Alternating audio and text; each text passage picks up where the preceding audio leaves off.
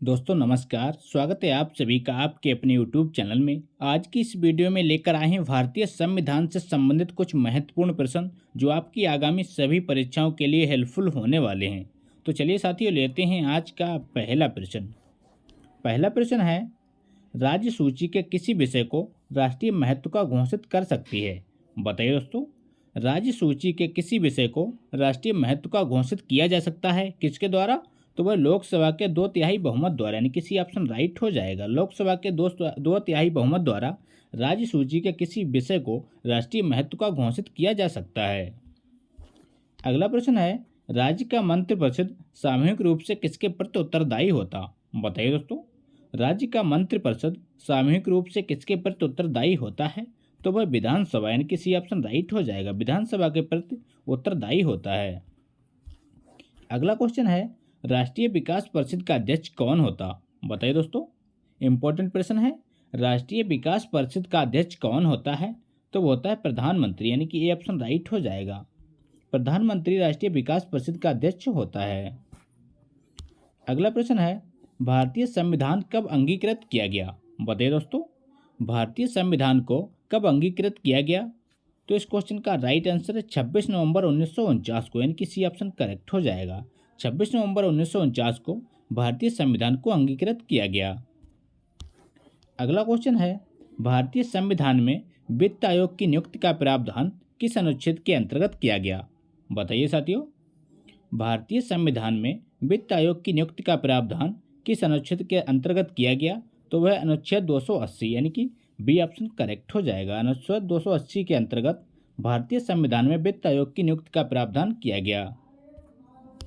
अगला प्रश्न है, भारत के राष्ट्रपति को पद से हटाया जा सकता है? बताइए दोस्तों, भारत के राष्ट्रपति को पद से हटाया जा सकता है? तो वह संसद द्वारा, यानी कि सी ऑप्शन राइट हो जाएगा। संसद द्वारा भारत के राष्ट्रपति को पद से हटाया जा सकता है। अगला प्रश्न है, किसी भी व्यक्ति लोकसभा का चुनाव लड़ सकता है यदि उसकी आयु हो? बताइए दोस्तों, कोई भी व्यक्ति लोकसभा का चुनाव लड़ सकता है यदि उसकी आयु 25 वर्ष हो, यानी कि बी ऑप्शन राइट हो जाएगा। मिनिमम 25 वर्ष आयु होनी चाहिए। अगला प्रश्न है, राज्य सरकार को बर्खास्त किया जा सकता है? बताइए दोस्तों, राज्य सरकार को बर्खास्त किया जा सकता है? तो वो है राज्यपाल की सिफारिश पर भारत के राष्ट्रपति द्वारा, यानी कि ए ऑप्शन राइट हो जाएगा। किसके द्वारा? राज्यपाल की सिफारिश पर भारत के राष्ट्रपति द्वारा राज्य सरकार को बर्खास्त किया जा सकता है। अगला प्रश्न है, निम्नलिखित में से किसकी नियुक्ति भारत के राष्ट्रपति द्वारा नहीं की जाती? बताइए साथियों, इंपॉर्टेंट प्रश्न है। निम्नलिखित में से किसकी नियुक्ति भारत के राष्ट्रपति द्वारा नहीं की जाती? तो वह भारत के उपराष्ट्रपति की, यानी कि डी ऑप्शन राइट हो जाएगा। भारत के उपराष्ट्रपति की नियुक्ति भारत के राष्ट्रपति द्वारा नहीं की जा सकती। अगला प्रश्न है, भारतीय संविधान के अनुसार राज्य का अधिशासी प्रधान कौन होता है? बताइए दोस्तों, इंपॉर्टेंट प्रश्न है, बार बार परीक्षा में रिपीट होता है। भारतीय संविधान के अनुसार राज्य का अधिशासी प्रधान कौन होता है? तो वो होता है राज्यपाल, यानी कि ऑप्शन राइट हो जाएगा। राज्यपाल भारत का अधिशासी प्रधान होता है। अगला प्रश्न है, पंचायती राज की शुरुआत कब की गई? बताइए साथियों, मोस्ट इंपॉर्टेंट क्वेश्चन है, बार बार परीक्षा में रिपीट होता है। पंचायती राज की शुरुआत कब की गई? तो वो की गई थी 1959 में, यानी कि डी ऑप्शन राइट हो जाएगा। और ये किस राज्य से की गई, इसका आंसर में कमेंट बॉक्स में दीजिए। अगला प्रश्न है, ग्राम पंचायत प्रधान सरपंच का चुनाव किया जाता है? बताइए दोस्तों, ग्राम पंचायत में प्रधान या सरपंच का चुनाव किसके द्वारा किया जाता है? तो वो किया जाता है ग्राम पंचायत के सदस्यों द्वारा उनके बीच से, यानी कि सी ऑप्शन राइट हो जाएगा। अगला क्वेश्चन है, भारत के मुख्य चुनाव आयुक्त कौन है? इस प्रश्न में कुछ गड़बड़ी है। तो वर्तमान में भारत के मुख्य चुनाव आयुक्त राजीव कुमार हैं और प्रथम चुनाव आयुक्त सुकुमार सेन है, याद रखिएगा। अगला प्रश्न है, स्वतंत्र भारत के प्रथम गवर्नर जनरल कौन थे? बताइए साथियों, स्वतंत्र भारत के प्रथम गवर्नर जनरल कौन थे? तो वो थे लॉर्ड माउंटबेटन, यानी कि डी ऑप्शन राइट हो जाएगा। अगला प्रश्न है, भारतीय संविधान में कहा गया है कि हिंदी क्या होगी? बताइए दोस्तों, भारतीय संविधान में कहा गया है कि हिंदी भारत की राष्ट्रभाषा होगी, यानी कि ए ऑप्शन राइट हो जाएगा। अगला क्वेश्चन है, जब भारत को आज़ादी मिली उस समय ब्रिटेन के प्रधानमंत्री कौन थे? बताइए साथियों, जब भारत को आज़ादी मिली उस समय ब्रिटेन के प्रधानमंत्री कौन थे? तो वो थे इटली, यानी कि डी ऑप्शन राइट हो जाएगा। भारत की आज़ादी के समय ब्रिटेन के प्रधानमंत्री इटली थे। अगला क्वेश्चन है, भारत का राष्ट्रपति बनने की योग्यता के लिए न्यूनतम आयु क्या है? बताइए दोस्तों, भारत का राष्ट्रपति बनने की योग्यता के लिए न्यूनतम आयु क्या है? तो वह न्यूनतम आयु 35 वर्ष होनी चाहिए, यानी कि सी ऑप्शन राइट हो जाएगा। अगला प्रश्न है, स्थानीय स्वशासन के किस स्तर पर पंचायती राज व्यवस्था की संरचना हुई है? बताइए दोस्तों, स्थानीय स्वशासन के किस स्तर पर पंचायती राज व्यवस्था की संरचना हुई है? तो वह ग्राम खंड एवं जिला स्तर पर, यानी कि सी ऑप्शन राइट हो जाएगा। ग्राम खंड एवं जिला स्तर पर स्थानीय स्वशासन के पंचायती राज व्यवस्था की संरचना की गई है। अगला क्वेश्चन है, श्वेत पत्र किसे कहा जाता? बताइए दोस्तों, श्वेत पत्र किसे कहा जाता है? तो वो कहते हैं सरकार द्वारा किसी महत्वपूर्ण मुद्दे पर जारी की जाने वाली रिपोर्ट को, यानी कि ए ऑप्शन करेक्ट हो जाएगा। सरकार द्वारा किसी महत्वपूर्ण मुद्दे पर जारी की जाने वाली रिपोर्ट को श्वेत पत्र कहा जाता है। अगला क्वेश्चन है, मृत्युदंड की सजा पाने वाले व्यक्ति को क्षमादान का अधिकार संविधान में सिर्फ किसे दिया गया? बताइए दोस्तों, मृत्युदंड की सजा पाने वाले व्यक्ति को क्षमादान का अधिकार संविधान में सिर्फ किसे दिया गया है? तो बस भारत के राष्ट्रपति को, यानी कि डी ऑप्शन राइट हो जाएगा। राष्ट्रपति को मृत्युदंड की सजा को क्षमा करने का अधिकार है।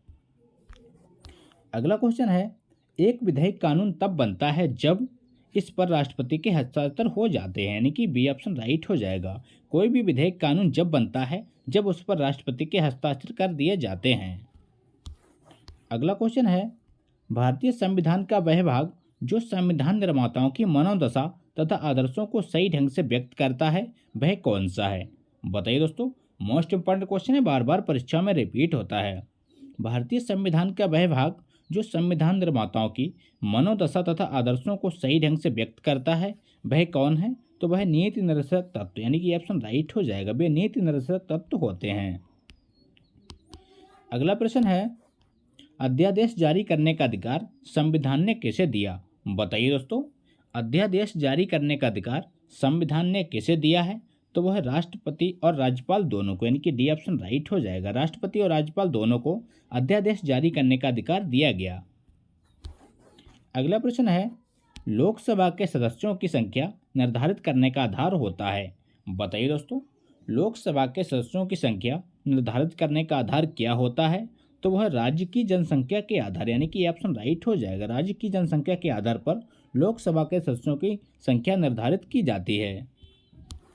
अगला प्रश्न है, किसी विधेयक के धन विधेयक होने का निर्णय कौन करता? बताइए दोस्तों, इंपॉर्टेंट प्रश्न है। किसी विधेयक के धन विधेयक होने का निर्णय कौन करता है? तो वो करता है लोकसभा का अध्यक्ष, यानी कि सी ऑप्शन करेक्ट हो जाएगा। लोकसभा के अध्यक्ष को द्वारा किसी विधेयक को धन विधेयक है या नहीं इसका निर्णय किया जाता। अगला प्रश्न है, भारतीय संविधान में मूल कर्तव्यों के प्रावधान की संस्तुति निम्नलिखित में से किसने की थी? बताइए साथियों, भारतीय संविधान में मूल कर्तव्यों के प्रावधान की संस्तुति निम्नलिखित में से किसने की थी? वो की थी स्वर्ण सिंह समिति के द्वारा, यानी कि डी ऑप्शन राइट हो जाएगा। स्वर्ण सिंह समिति के द्वारा भारतीय संविधान में मूल कर्तव्यों के प्रावधान की संस्तुति की गई थी। अगला क्वेश्चन है, आपातकाल की घोषणा निम्नलिखित में से किस अनुच्छेद में निहित है? बताइए साथियों, मोस्ट इंपॉर्टेंट क्वेश्चन है, बार बार परीक्षा में रिपीट होता है। आपातकाल की घोषणा निम्नलिखित में से किस अनुच्छेद में निहित है? तो वह अनुच्छेद 352, यानी कि ये ऑप्शन राइट हो जाएगा। अनुच्छेद 352 में आपातकाल की घोषणा निहित है। अगला प्रश्न है, राज्य के नीति निर्देशक तत्वों का प्रावधान संविधान के किन अनुच्छेदों में किया गया? बताइए साथियों, तो इस क्वेश्चन का राइट आंसर है अनुच्छेद 36 से 51 तक, यानी कि बी ऑप्शन करेक्ट हो जाएगा। अगला प्रश्न है, किस राज्य में सबसे पहले पंचायती राज आरंभ किया गया? बताइए साथियों, किस राज्य में सबसे पहले पंचायती राज आरंभ किया गया? तो किया गया था राजस्थान में, यानी कि डी ऑप्शन राइट हो जाएगा। राजस्थान के नागौर जिले से पंचायती राज व्यवस्था का शुभारंभ किया गया था। अगला प्रश्न है, व्यक्तिगत सत्याग्रह किसने प्रारंभ किया? बताइए दोस्तों, व्यक्तिगत सत्याग्रह किसने प्रारंभ किया? तो वो किया था विनोबा भावे ने, यानी कि इसी ऑप्शन राइट हो जाएगा। तो ये थे दोस्तों आज के इंपॉर्टेंट प्रश्न। अगर वीडियो अच्छा लगा हो तो लाइक करें, दोस्तों के साथ शेयर करें और चैनल पर नए हो तो चैनल को सब्सक्राइब करना ना भूलें। मिलते हैं नेक्स्ट वीडियो में, तब तक के लिए प्यार भरा नमस्कार।